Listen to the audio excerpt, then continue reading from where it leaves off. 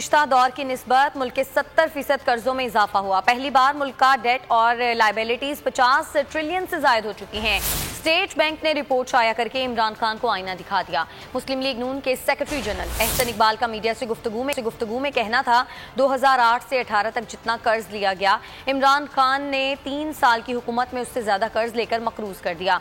कोई बड़ा मंसूबा नहीं बनाया गया। झूठ है कि पिछली हुकूमतों का बोझ उतार रहे हैं।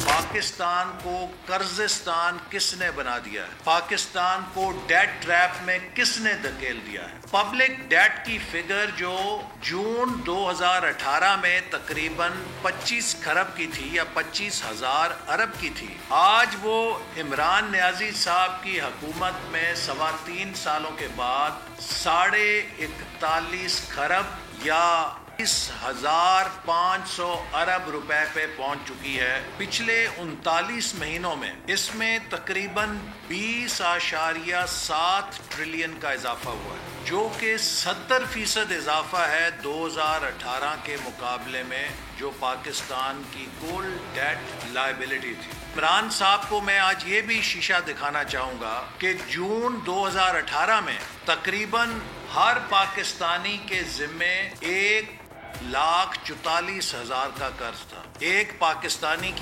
कर्जे में इजाफा हुआ है पिछले 3.25 सालों के अंदर। सब्सक्राइब करें और बेल दबाएं ताकि कोई खबर रह न जाए।